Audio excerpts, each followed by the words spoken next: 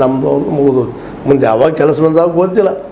ಇಂಥ ದುರಂತ ಸ್ಥಿತಿ ಇವತ್ತದಂತ ಈ ಕಾಂಟ್ರಾಕ್ಟ್ ಲೇಬರ್ದಿಂದ ಇದರಿಂದಾಗಿ ಇವತ್ತೇನಪ್ಪ ಅಂತಂದ್ರೆ ಇವತ್ತು ನಮ್ಮ ಈ ಕಾರ್ಮಿಕರು ಮತ್ತು ಕೂಲಿಗಳ ಬದುಕ ಅತ್ಯಂತ ಕನಿಷ್ಠ ಆಗ್ಯದ. ಅದಕ್ಕೆ ಈಗಿನ ಸರ್ಕಾರ ಬಂದ ಕಾರಣ ಅಂತ ಹೇಳಕ್ಕೆ ಆಗೋದ್ರೆ ಎಲ್ಲರೂ ಕಾರಣ ಹಿಂದಿದ್ದಂಥವ್ರು.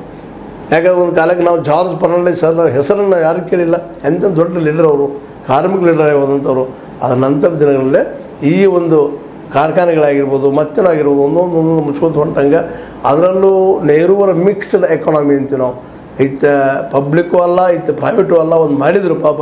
ಅವರೇನೋ ಒಳ್ಳೆ ಉದ್ದೇಶ ಮಾಡಿದರು. ಆದರೆ ನಮ್ಮ ಅಧಿಕಾರಶಾಹಿ ಜನ ಇದ್ದೇನು ಮಾಡಿದಪ್ಪ ಅಂತಂದ್ರೆ ಅದು ನಿರಂತರವಾಗಿ ಅದರಲ್ಲಿ ಭ್ರಷ್ಟಾಚಾರ ಎಸಗಿ ಮತ್ತಾರು ಮಾಡೋ ಒಂದು ಕಾರ್ಖಾನೆ ಗೌರ್ಮೆಂಟ್ ಇದ್ದಿತ್ತಪ್ಪ ಅಂದ್ರೆ ಅಲ್ಲಿ ಡಿ ಸಿನೋ ಮತ್ತಾರು ಅಧಿಕಾರಶಾಹಿ ಜನ ಹೆಡ್ ಇರ್ತಿದ್ರು.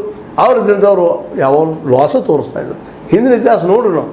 ಇವತ್ತು ನಮ್ಮ ಯಾವ ವಿಶೇಷವಾಗಿ KSRTC ಇರ್ಬೋದು ಮತ್ತಾವುದು ಇರಲಿ. ಈಗ ನಮ್ಮ ಕಣ್ಣಿಗೆ ಒಂದು KSRTC ಅದರಲ್ಲಿ ಕಾರ್ಮಿಕರು ಇರ್ತಾಯಿದ್ರು. ಮತ್ತು ಈ ಮೊದಲ ಆ KSRTC ಒಂದು ಸಂಸ್ಥೆ ಈ 4ರಲ್ಲಿ ಇವತ್ತು ನಾವು 4-5 ಮಾಡಿದ್ವಿ. ಅಲ್ಲಿ ಒಂದು ಸಂಸ್ಥೆ ಲಾಭ ತೋರಿಸಿದ್ದಿಲ್ಲ ಅಲ್ಲಿ ಯಾವಾಗಲೂ ಲಾಸ್ ಹಾಗೆ KEB ಇದ್ರು ಸಹಿತ ಕಲೆಕ್ಟ್ ಇದು ನಮ್ಮ ಕರ್ನಾಟಕ ಎಲೆಕ್ಟ್ರಿಕ್ ಬೋರ್ಡ್ ಅದು ಲಾಭ ತೋರಿಸಿಲ್ಲ ಯಾವ ಲಾಸ ಮಾತ್ರ ಪ್ರತಿ ವರ್ಷ ಹೆಚ್ಚು ಮಾಡ್ಕೊಂಡು ಹೋಗೋದನ್ನ ಅದನ್ನು ರೇಟ್ಗಳನ್ನು. ಈಗ ಇದೆಲ್ಲ ಯಾಕೆ ಹೇಳ್ತಾ ಇದ್ದೀನಪ್ಪ ಅಂದ್ರೆ ನಾವು ಏನಿಲ್ಲಿ ಕೂಲಿಗಳಿದ್ದೀವಿ ಅದು ನಾವು ಕೂಲಿಗಳು ಏನು ಆಗಿದ್ದೀವಿ. ಇವ್ರ ಬದುಕಿಗೆ ಯಾವುದೇ ಸೆಕ್ಯೂರಿಟೆಡ್ ಲೈಫ್ ಇಲ್ಲ. ಎದ್ದ ತಕ್ಷಣ ಕೆಲಸ ಹುಡುಕೋದು, ಎಲ್ಲಿ ಕರಿತಾರ ಹೋಗೋದು, ಕೆಲಸ ಕೊಟ್ಟಷ್ಟು ಮಾಡೋದು, ಅವ್ರು ಕೊಟ್ಟಷ್ಟು ತಗೊಂಡು ಬರೋದು, ಬದುಕು ಮಾಡೋದು. ಇದು ಇವತ್ತಿಲ್ಲಿ ನಡೆದದ. ಹಿಂಗಾಗಿ ಇವತ್ತು ನೋಡ್ರಿ ಉತ್ತರ ಪ್ರದೇಶದಲ್ಲಿರಲಿ, ಅದ್ರ ಜೊತೆಗೆ ನಮ್ಮ ಬಿಹಾರದಲ್ಲಿರಲಿ, ಮಹಾರಾಷ್ಟ್ರದಲ್ಲಿರಲಿ ಇವತ್ತು ಇಂಥ ಒಂದು ಕೂಲಿಕಾರರ ಸಂಖ್ಯೆ ಭಾಳಷ್ಟು ಹೆಚ್ಚಾಗೋಗ್ಬಿಟ್ಟದ. ಇದಕ್ಕೆ ಈಗೆಲ್ಲ ಇವತ್ತೇನಪ್ಪ ಉದ್ಯೋಗ ಇಲ್ಲದಕ್ಕಾಗಿ ಜನನೂ ನಿರುದ್ಯೋಗಿಗಳಾಗಿದ್ದಾರೆ. ಈ ಎಲ್ಲ ಜನ ಇವತ್ತು ಬದಲಾವಣೆ ಬಯಸ್ತಾ ಇದ್ದಾರೆ, ಎಲ್ಲರೂ ಉದ್ಯೋಗ ಬಯಸ್ತಾ ಇದ್ದಾರೆ. ಅದೇನೋ ನಮ್ಮ ರಾಹುಲ್ ಗಾಂಧಿ ಅವರು 25 ಗ್ಯಾರಂಟಿ ಆ ಗ್ಯಾರಂಟಿ ಈ ಗ್ಯಾರಂಟಿ ಅಂತ ಹೇಳ್ತಾ ಇದ್ದಾರೆ. ಅವು ಎಷ್ಟು ಮಟ್ಟಿಗೆ ಯಶಸ್ವಿ ಆಗ್ಬೋದು ಅನ್ನೋದು ಸತ್ಯ ಇವತ್ತು BJPಗೆ ಪ್ರಶ್ನೆ ಮಾಡ್ತಾ ಇದ್ದಾರೆ. ಅದು ಅಷ್ಟು ಸತ್ಯದ. ಯಾಕಂದರೆ ಎಲ್ಲರಿಗೂ ಫ್ರೀ ಎಷ್ಟು ವರ್ಷ ಕೊಡಲಿಕ್ಕೆ ಸಾಧ್ಯದ, ಏನು ಮಾಡಲಿಕ್ಕೆ ಸಾಧ್ಯದ ಅಂದಾಗ ಸಹಜವಾಗಿನ ನಮ್ಮಲ್ಲಿರುತ್ತಿರುವಂಥ ಒಂದು ದೊಡ್ಡ ಕ್ಷೇತ್ರ ಯಾವುದಪ್ಪ ಅಂದ್ರೆ ಕೃಷಿ. ಅಲ್ಲಿ ಎಷ್ಟೋ ಉದ್ಯೋಗ ಸೃಷ್ಟಿಯಾಗಲಿಕ್ಕೆ ಸಾಧ್ಯದವ, ಉಳಿದಿಲ್ಲ ಕ್ಷೇತ್ರಗಳು ಸಾಧ್ಯ ಇಲ್ಲ. ಅದನ್ನು ಬಿಟ್ಟು ಇನ್ನೊಂದು ನಮ್ಮಲ್ಲಿ ಉದ್ಯೋಗ ಸೃಷ್ಟಿಯಾಗುವಂಥದ್ದು ಬಟ್ಟೆ ಕೈಗಾರಿಕೆ ಮತ್ತು ಎಣ್ಣೆ ಕೈಗಾರಿಕೆ.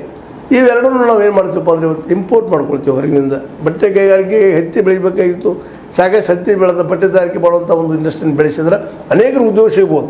ಅದು ಮಾಡೋರು ಯಾರು ಅದನ್ನು, ಮತ್ತು ಫ್ಯಾಕ್ಟ್ರಿಯನ್ನು ಹಾಕೋರು ಯಾರು, ಮತ್ತು ಅದಕ್ಕೆ ಹೆಚ್ಚಿಗೆಪ್ಪ ಅಂದರೆ ಇವರು ಒಕ್ಕಟ್ಟಾದ್ರೆ ಅಂದ್ರೆ ಭಾಳಷ್ಟು ಪೇಮೆಂಟ್ ಕೇಳ್ತಾರೆ ಕಾರ್ಮಿಕರು ಅಂತೇಳಿ. ಮತ್ತು ಹಿಂದೆ ಬೇಡಿಕೆ ಸಾಕಷ್ಟು ಸ್ಟ್ರೈಕ್ ಮಾಡಿದ್ದು ನಾವು ನೋಡಿದ್ದೀವಿ. ಹೀಗಾಗಿ ಕೆಲವೊಂದಿಷ್ಟು ನಮ್ಮ ಕಾರ್ಮಿಕರಂದ್ರೆ ಒಂದಿಷ್ಟು ತಪ್ಪುಗಳಾಗಿದ್ದಾವೆ, ಇಲ್ಲಂತಲ್ಲ. ಯಾಕಂತಂದ್ರೆ ಅವ್ರ ಲಾಭ ಹಾನಿ ನೆನಗಟ್ಟಿ ಮೇಲೆ ಒಂದಿಷ್ಟು ವಿಚಾರ ಮಾಡಬೇಕಾಗಿತ್ತು. ಬಟ್ ಯಾವುದೇ ಕಾಲಕ್ಕಾದರೂ ಒಂದು ಮಾತು ನೆನಪಿಡ್ಬೇಕಾಗಿತ್ತು ನಾವು. ಯಾವುದೇ ಒಬ್ಬ ಇಂಡಸ್ಟ್ರಿಯಲಿಸ್ಟ್ ಆಗಲಿ, ಒಬ್ಬ ಕಾರ್ಖಾನೆಯಾಗಲಿ, ಅಥವಾ ಒಬ್ಬ ಸಾಹುಕಾರ ಆಗಲಿ, ಮಾಲೀಕ ಆಗಲಿ ಎಂದೂ ನನಗೆ ಲಾಭ ಆಗೈತೆ ಅಂತ ಎಲ್ಲಿ ಹೇಳಿದ ಇತಿಹಾಸ ಇಲ್ಲ. ಎಲ್ಲರೂ ಮ್ಯಾಕ್ಸಿಮಮ್ ಲಾಸ ತೋರಿಸ್ತಾರೆ. ಹೀಗಾಗಿ ಪಾಪ ಕಾರ್ಮಿಕರಾದರೂ ಏನು ಮಾಡಬೇಕು ಅನ್ನೋದು ಅಷ್ಟೊಂದು ಪ್ರಶ್ನೆ ಅದ.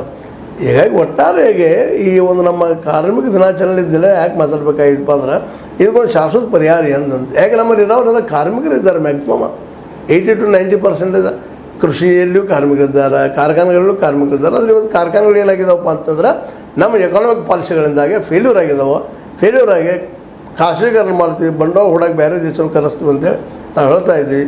ಬೇರೆ ದೇಶವರಾದರೂ ಇಲ್ಲಿ ಬಂದು ಬಂಡವಾಳ ಹೂಡಬೇಕು ವಿಚಾರ ಮಾಡೋರು ಅವರ. ಮತ್ತು ಯಾಕೆ ಇಲ್ಲಿ ಬಂಡವಾಳ ಹೂಡಿ ಕೆಲಸ ಬರ್ಲಿಕ್ಕೆ ಅಂದ್ರೆ ಇಲ್ಲಿ ಲೇಬರ್ ಪೇಮೆಂಟ್ ಕಡಿಮೆ ಐತಿ ಅನ್ನೋ ಕಾರಣಕ್ಕಾಗಿ ಹೆಚ್ಚು ಕಡಿಮೆ ಪಗಾರ ತಗೋತಾರೆ, ಹೆಚ್ಚು ದುಡಿತಾರೆ ಅನ್ನೋ ನಂಬಿಕೆಯಿಂದಾಗಿ. ಹೀಗಾಗಿ ಒಟ್ಟಾರೆಯಾಗಿ ಟೋಟ್ಲಿ ಏನಾಗಿದೆಪ್ಪ ಅಂತಂದ್ರೆ ಈ ದೇಶದ ಕಾರ್ಮಿಕರ ಸ್ಥಿತಿ ಅಧೋಗತಿ ಆಗ್ಯದ. ಅವ್ರು ದುಡಿದಕ್ಕೆ ಪೇಮೆಂಟ್ ಸಿಗ್ತಾಯಿಲ್ಲ, ಅವರು ಬದುಕಿಗೆ ನೆಲೆ ಸಿಗ್ತಾಯಿಲ್ಲ, ಯಾವ ಮೆಡಿಕಲ್ ಆಗೋದು ಮತ್ತೆ ಅವ್ರಿಗೆ ಸಿಗ್ತಾಯಿಲ್ಲ. ಹೀಗಾಗಿ ಬೀದಿಯಲ್ಲಿ ಬಿದ್ದಂಥ ಪರಿಸ್ಥಿತಿ ಇವತ್ತು ನಮ್ಮ ಕಾರ್ಮಿಕರದಾಗಿದೆ. ಕಾರ್ಮಿಕ ಅನ್ನೋದಕ್ಕಿಂತ ನಾವು ಕೂಲಿ ಅನ್ನುವಂಥ ಪ್ರಸಂಗ ಬಂದಿದೆ. ಎಲ್ಲರೂ ನಾವು ನೋಡ್ತಾ ಇದ್ದೀವಿ ಅಂತ ಜನರನ್ನು ಎಲ್ಲ ಕಡೆ ನೋಡ್ತಾ ಇದ್ದೀವಿ. ಕೃಷಿಯಲ್ಲಿ ಏನಾಗಿದೆಪ್ಪ ಅಂದ್ರೆ ಒಂದು ಸ್ವಲ್ಪ ಸೆಕ್ಯೂರಿಟಿ ಅನ್ನಿಸ್ತದೆ. ಯಾಕಂದ್ರೆ ಅಟ್ಲೀಸ್ಟ್ ಅವ್ರ ಪೇಮೆಂಟ್ ಬಿದ್ದು ಅವ್ರು ಹೊಟ್ಟೆ ತುಂಬಂಥ ಒಂದು ವ್ಯವಸ್ಥೆ ಅದ. ಮತ್ತು ಇನ್ನುಳಿದ ಕ್ಷೇತ್ರಗಳೆಲ್ಲ ಖಾಸಗೀಕರಣ ಅಂತೇಳಿ ಸಾಧ್ಯಷ್ಟು ಕಾರ್ಮಿಕರ ಮನೆಗೆ ಕಳಿಸುವಂಥದ್ದು. ಮತ್ತು ಇವು ದೊಡ್ಡ ಇವತ್ತೇನು ನಾವು ದೊಡ್ಡ ಕಂಪ್ನಿಗಳು ಅಂತ ಹೇಳ್ತೀವಿ. ಆ ಕಂಪ್ನಿಗಳು ನಿಧಾನಕ್ಕೆ ಒಬ್ಬೊಬ್ಬರಿಗೆ ಗೂಗಲ್ ಆಗಿರ್ಬೋದು, ಮತ್ತೇನೂ ಆಗಿರ್ಬೋದು, ಇನ್ನೂ ಅನೇಕ ಕಂಪ್ನಿಗಳು ತಮ್ಮಲ್ಲಿ ಅನೇಕ ಕೆಲಸಗಳನ್ನು ಕಟ್ ಮಾಡಿ ಮನೆ ಕಳಿಸ್ತಾ ಇದ್ದಾರೆ. ಯಾಕಂದ್ರೆ ಸಾಕಪ್ಪ ನಮ್ಗೆ ಇಷ್ಟ ನಮ್ಮ ಕಂಪ್ಯೂಟರ್ ಕೆಲಸ ಮಾಡ್ತೈತಿ, ಕೃತಕ ಕಂಪ್ಯೂಟರ್ ತಯಾರು ಮಾಡಿದ್ದಾರೆ, ಇವತ್ತು ಬುದ್ಧಿವಂತ ಕಂಪ್ಯೂಟರ್ ತಯಾರು ಮಾಡಿದ್ದಾರೆ. ಅದು ತಾನಾಗಿ ನಾವು ಏನು ಓದ್ತಾ ಇದ್ದೀನಿ ಹೇಳ್ತಾ ಇದ್ದೀನಿ ಅಂತ ಹೇಳಕ್ಕೆ ಶುರು ಮಾಡಿಬಿಡ್ತದೆ. ಹೀಗಾಗಿ ಕೆಲಸಗಾರರ